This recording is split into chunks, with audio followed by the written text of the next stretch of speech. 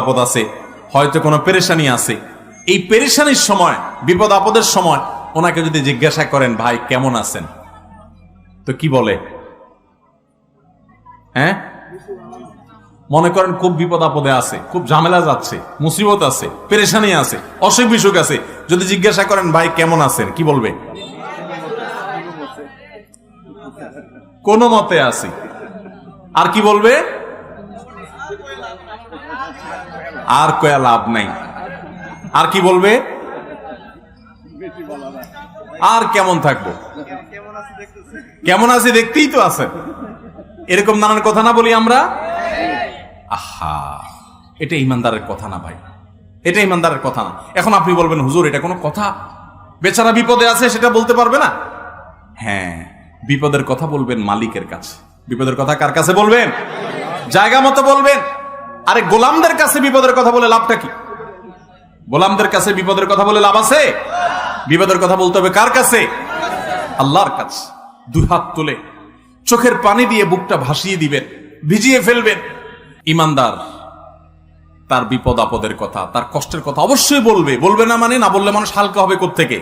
কিন্তু ভাই বিপদের কথা আল্লাহকে শোনাবেন। বিশ্বাস করেন, মানুষের কাছে বিপদের কথা বললে বিপদ কমবে না, বরং বিপদ আরো কিরকম বাড়বে। আমি বলি, কারোর কাছে নিজের কষ্টের কথা বললে মানুষের মন শান্তি পায় না, মন আরো অস্থির হয়। আমি অর্থের কষ্টে আছি, আমি একজনকে বললাম ভাই অর্থের কষ্টে আছি, তার কাছে আমি ছোট হলাম না বড় হলাম? কারোর কাছে ছোট হইতে কারোর ভালো লাগে? কিন্তু আপনি যদি জায়গা মতো বলেন, মালিকের কাছে চোখের পানি ফেলে বলেন, আল্লাহ আমি অনেক কষ্টে আছি মালিক, আপনি জানেন সবকিছু, আল্লাহ আপনি আমার প্রতি রহম করেন, আল্লাহ আপনি আমাকে ভিক্ষা দান করেন, আল্লাহ আপনি আমাকে অনুগ্রহ করেন। আপনি যদি আল্লাহর কাছে চোখের পানি ফেলে নিজের কষ্টের কথা বলেন, ভোর রাতে উঠে তাহাজ্জুদের সময়, আল্লাহর কসম করে বলছি, আল্লাহর শপথ করে বলছি, আল্লাহর কাছে যদি বলতে পারেন, দেখবেন সাথে সাথে বলে শেষ করবেন, চোখের পানি ফেলে একটু সিজদায় গিয়ে একটু দোয়া ভালো করে একটু কাঁদতে কাঁদতে বলেন, যেমনে পারেন নিজের ভাষায় একটু আল্লাহর কাছে খুলে বলেন। বলার পর দেখবেন নিজের মনটা অনেক হালকা হয়ে গেছে। যাদের জীবনে এই অভিজ্ঞতা নাই, সালহাতু সঙ্গে বুদি দিল খারাস আজমুদে এক জামানা খাকে বাস। বহুকাল পাথর হয়েছিলে, কিছু সময় একটু মাটি হয়ে দেখো ভাই, একটু মাটি হয়ে দেখো, একটু মাটি হয়ে দেখো, আল্লাহর কাছে একটু বিনম্র হয়ে দেখো, আল্লাহর কাছে একটু ছোট হয়ে দেখো, একটু চোখের পানি ফেলো ভাই। একদিন একটু ভোর রাতে উঠো, ও যুবক ভাই আমার, তাহাজ্জুদ পড়ে একটু দুহাত তুলে আধা ঘন্টা ধরে একটু কাঁদো আল্লাহর কাছে। আল্লাহ আমার চাকরি হচ্ছে না, দাঁড়ে দাঁড়ে ঘুরছে, আল্লাহ হচ্ছে না, তোমার কাছে অসম্ভব বলতে কিচ্ছু নেই। তুমি যদি জীবনের শেষ মুহূর্ত পর্যন্ত চাকরি না দাও, তোমার ব্যাপারে আমার কোনো অভিযোগ নাই মালিক, কিন্তু আমি তোমার কাছে রহমত চাই, দয়া চাই, অনুগ্রহ চাই। আল্লাহ আমাকে অমুক কষ্ট দিয়েছে, আমি কারোর কাছে শোনাতে চাই না, আল্লাহ তোমার কাছে বলে রাখলাম, তুমি আমার মনকে শান্তি দাও। ভাইরা, আল্লাহর কাছে এভাবে যদি খুলে খুলে কথা বলেন না, আপনি দেখবেন কথা বলার পর আপনার মনটা হালকা হয়ে গেছে, অনেক শান্তি লাগছে, দেখবেন অনেক বেশি ভরসা পাবেন, অনেক বেশি আস্থা পাবেন। আল্লাহর শপথ করে বলছি, পরীক্ষা হলেও, পরীক্ষা করে হলেও আল্লাহর কাছে নিজের অভিযোগগুলো বলার অভ্যাস গড়ে তোলেন, চেষ্টা করেন।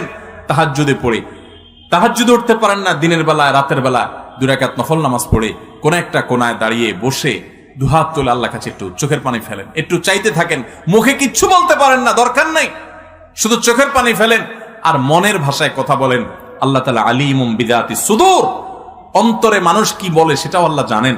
শুধু চোখের পানি ফেলে আল্লাহর কাছে অভিযোগগুলো বলেন, ইনশাআল্লাহ আপনার মন হালকা হবে। আমরা কি করি? বিপদ আসলে অভিযোগের কথা মানুষকে শুনাই, মানুষকে শুনাই, মানুষকে শুনাই আমরা নাশুকরি করি। যদি জিজ্ঞাসা করে কেমন আছেন, ভাই কেমন আর থাকবো, দেখেন না কেমন আছি, কি চলতেছে দেখতেছেন না, আমরা নাশুকরি করি। এ নাশুকরি করলে পেরেশানি কমবে না, পেরেশানি আরো বাড়বে, আর আল্লাহ তাআলার নাশুকরির কারণে আমি গুনাহগার হব। এখন আপনি বলতে পারেন হুজুর আমি কষ্টে আছি, তো আমি বলবো না যে হ্যাঁ ভাই আমি কষ্টে আছি। কষ্টে আছি বলাটা দোষের বিষয় না, কিন্তু ইমানদার কষ্টের মধ্যে থেকেও আল্লাহ শুকরিয়া আদায় করবে, কষ্টের মধ্যে থেকেও আল্লাহ। এখন কেউ বলতে পারেন এটা কেমন কথা বললেন ভাই, কষ্টের মধ্যে থেকে শুকর আদায় করবে কেমনে? একজন মনে করেন মোটরসাইকেল অ্যাক্সিডেন্ট করছে, বাইক অ্যাক্সিডেন্ট করছে, অ্যাক্সিডেন্ট করে বেচারার পা ভেঙে গেছে, হাত ভেঙে গেছে, এখন সে আল্লাহর কাছে কি বলে শুকর আদায় করবে যে আল্লাহ আমার ট্যাঙ্কটা ভাঙিয়ে দিছো, তোমার শুকরিয়া। এই সে কোন যুক্তিতে শুকর আদায় করবে? এই যে একটু আগে বললাম যে বিপদেও আল্লাহর শুকর আদায় করতে হবে, তো এখন বেচারা কোন যুক্তিতে শুকর আদায় করবে? যুক্তি শুনেন। যুক্তি হলো, এই যে লোকটা বাইক অ্যাক্সিডেন্ট করেছে, তার হয়তো একটা হাত বা একটা পাও ভাঙছে বা অন্য কোনো ক্ষতি হয়েছে, ধরেন একটা পাও কেটেই ফেলে দিতে হয়েছে বা পড়ে গেছে, আলাদা হয়ে গেছে, আল্লাহ না করুক, এরকম কারো হলো। সে যে যুক্তিতে শুকর আদায় করবে সেটা হলো যে আল্লাহ তাআলা এই বাইক অ্যাক্সিডেন্টে আমার মৃত্যুও দিতে পারতেন। পারতেন কি পারতেন না? অনেক মানুষ বাইক অ্যাক্সিডেন্টে মৃত্যুবরণ করে, অনেকের মৃত্যুও হয় না, এমন ভাবে পঙ্গু হয়ে যায়, এমন ভাবে ইনজুর্ড হয়ে যায়, আহত হয়ে যায় যে মাসকে মাস আইসিইউতে থাকার পর সেন্স আসে না, মরেও না বাঁচেও না। হয় কি হয় না? তো আল্লাহ রাব্বুল আলামিন আমাকে সেই অবস্থা দেন নাই, তার চাইতে আমি বহুগুণ ভালো আছি। অন্তত সেই দিকে তাকিয়ে ইমানদার বলবে আলহামদুলিল্লাহ, আমার একটা পাও ভাঙছে, আল্লাহ আমাকে তো জীবিত রাখছেন, আমার একটা পাও ভাঙছে, আর একটা পাও তো আল্লাহ ভালো রেখেছেন, আমার এই বিপদটা হয়েছে, অমুকটা তো হয় নাই। এরকম যখন চিন্তা করবেন তখন নগদ একটা লাভ হবে কি জানেন? একেবারে নগদ লাভ হবে। ওই কষ্ট যেটা আপনার হচ্ছে, আপনার পাও ভাঙলো, আপনার যে পেরেশানি, এই পেরেশানিতে সাথে সাথে একটা মানসিক প্রশান্তি পাবেন, কারণ আপনি নিজেকে এর চাইতে কঠিন পরিস্থিতির সাথে কম্পেয়ার এবং তুলনা করেছেন। তুলনা করার সঙ্গে সঙ্গে আপনার মনের ভিতরে প্রশান্তি অনুভব করবেন, আলহামদুলিল্লাহ আমি তো প্রাণে বেঁচে আছি। আমি তো অনেককে জানি যে সে অ্যাক্সিডেন্টে গিয়ে সে ব্রেইনে আঘাতপ্রাপ্ত হয়ে সেন্সলেস হয়ে সে আইসিইউতে, সে মাসকে মাস বছরকে বছর ভুগতেছে, বিছানায় সারা জীবনের জন্য শুয়ে গেছে, আর সে মৃত্যু পর্যন্ত উঠতে পারবে না, এভাবে তার বাকি জীবন কাটাতে হবে।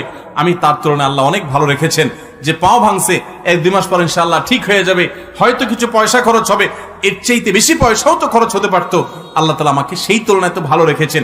এই কথা চিন্তা করে শুকর আদায় করবেন, এর নাম হলো ইমানদার। আল্লাহ তাআলা আমাদের সবাইকে সুখে দুঃখে সর্বাবস্থায় আলহামদুলিল্লাহ বলার তৌফিক দান। আমার কাছে অনেক মানুষ আসে অফিসে, আয়সা বলে হুজুর আমার বিপদের কোনো শেষ নাই, কোনো শেষ নাই। অনেক সময় মহিলারা আসেন, এসে বলেন ভাই একদিক থেকে তো মানুষ একটু সুখে থাকে, আমার স্বামীটাও মানুষ না, কষ্ট দেয়, শাশুড়িও অনবরত আমাকে কষ্ট দেয়, দুঃখ দেয়, আমি বাপের বাড়িতে গেলে বাপের বাড়িতে আমাকে কটু কথা শোনায়, মন্দ কথা শোনায়, তারা আমার দোষ দেয়, তারা পরিস্থিতিটা বোঝার চেষ্টা করে না। হুজুর এমন মহিলাও আমার কাছে ফোন করেছে, বলেছে হুজুর স্বামীটা তো অমানুষ, অমানুষ, নিজের পেটের সন্তানগুলো বড় হওয়ার পর বাপের মতো তারাও অমানুষ হয়ে গেছে, আমাকে চিনেও না। আমি সেই সমস্ত বোনকে বলি যে আপনার স্বামী, ছেলে মেয়ে, বাপ মা সবাই অমানুষ, সবাই আপনার প্রতি জুলুম করছে, সবাই কষ্ট দিচ্ছে, আমি মেনে নিলাম। এই সকল কষ্টের বিনিময়ে যদি আল্লাহ তাআলা আপনাকে জান্নাত দেওয়ার সিদ্ধান্ত নেন, যে আমারে বান্দিকে আমি স্বামীকে দিয়ে কষ্ট দিব, খানায় কষ্ট দিব, অসুখ দিয়ে কষ্ট দিব, নানা রকম বিপদ দিব, এই বিপদগুলার কি একসময় শেষ আছে না নাই? শেষ আছে। আর কিছু না হোক মরলে তো শেষ হয়ে যাবে। মরার পরে কি স্বামী কষ্ট দিতে পারবে? শাশুড়ি কষ্ট দিতে পারবে? কেউ কষ্ট দিতে পারবে না। আপনার যত কষ্টই হোক এই কষ্টের একটা এন্ডিং আছে না নাই? একটা এন্ডিং আছে, একটা শেষ আছে।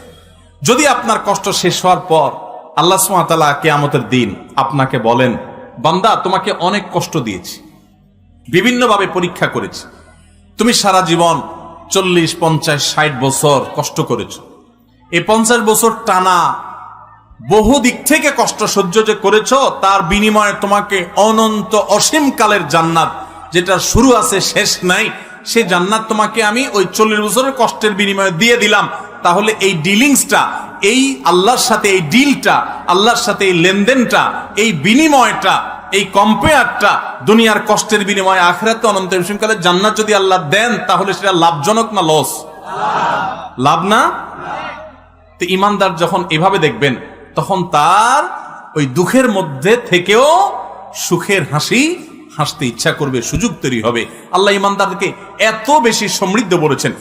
নবী সাল্লাল্লাহু আলাইহি ওয়াসাল্লাম বলেছেন আজাবান লি আমরিল মুমিন, ইমানদারের পুরো বিষয়টাই তো পিকুলিয়ার, অদ্ভুত, আশ্চর্যজনক। কিরকম? ইন্না আমরাহু কুল্লাহু খায়র, ইমানদারের পুরো জীবনটা, পুরো লাইফটাই তো কল্যাণই কল্যাণ। ইমানদার হলো হাতির মতো। হাতি, বাংলা একটা কথা আছে না, হাতি বাঁচলেও লাখ মরলেও লাখ, এটা কথা বলে না? ইমানদার হলো সেরকম যে ইমানদার তার কোনো ক্ষতি নাই যদি সে সঠিক সিদ্ধান্তটা গ্রহণ করতে পারে, ঠিক মতো যদি স্টিয়ারিং হুইলটা ধরে রাখতে পারে, তার লসের কোনো সম্ভাবনা নাই।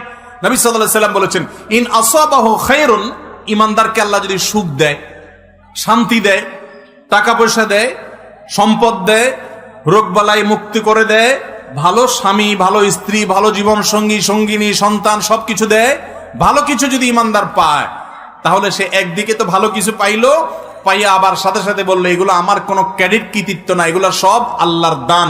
সে যদি অন্তরের গভীর থেকে আল্লাহকে শুকরিয়া জানায় বলে আলহামদুলিল্লাহ, আমাকে যা দিয়েছেন সব আল্লাহ দিয়েছেন, আমি শুকরিয়া আল্লাহর করলাম, এরকম যদি সে করে, সুবহানাল্লাহ, তাহলে একদিকে সে সুখ ভোগ করলো, আবার সে শুকর আদায় করলো, শুকর আদায় করার কারণে জান্নাতের সুখ তার দাঁড়ায় গেল।